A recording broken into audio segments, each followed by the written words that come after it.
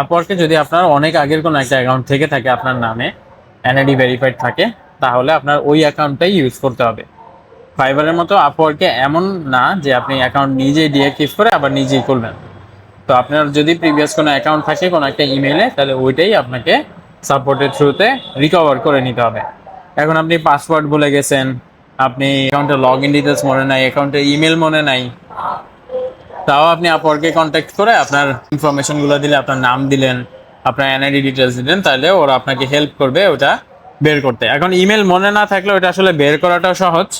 আপনি জাস্ট আপনার জিমেলে গিয়ে সার্চ করবেন যে ওয়েলকাম আপওয়ার্ক, অথবা আপওয়ার্ক লিখে সার্চ করবেন, তাইলেই একদম শুরুর দিকের ওই সাইন আপের ইমেলটা পেয়ে যাবেন, যদি আপনার ওই ইমেলে কোনো আপওয়ার্ক অ্যাকাউন্ট থেকে থাকে। তো ধরেন আপওয়ার্ক থেকে রেগুলার মেল টেল আসে, আপনি মেল সার্চ করলেই আপওয়ার্কের মেলগুলো পাবেন, যদি ওই ইমেইলে আপনার আপওয়ার্ক অ্যাকাউন্ট থেকে থাকে। এখন আপনার ধরেন 5টা বা 10টা ইমেল, আপনি প্রত্যেকটা লগ ইন করে জাস্ট আপওয়ার্ক লিখে সার্চ দিয়ে দিয়ে দেখবেন যে আচ্ছা আপওয়ার্কের কোনো ইমেল আছে নাকি। আপওয়ার্কের ইমেল যেখানে পাবেন, তার মানে ওইটাতেই আপনার অ্যাকাউন্টটা ছিল। এখন ওই ইমেল দিয়ে সাপোর্টে কন্ট্যাক্ট করলে যে আমি আমার পাসওয়ার্ড ভুলে গেছি, সিকিউরিটি কোশ্চেন ভুলে গেছি, আমাকে রিকভার করতে হেল্প করো, তখন তারা কিছু কোশ্চেন করবে, কিছু সেন্সিটিভ ইনফরমেশন চাবে, আপনার এনআইডি ডিটেলসও চাইতে পারে, তখন আপনার অ্যাকাউন্টটা রিকভার হয়ে যাবে, মানে ওই অ্যাকাউন্টটাই ইউজ করতে হবে।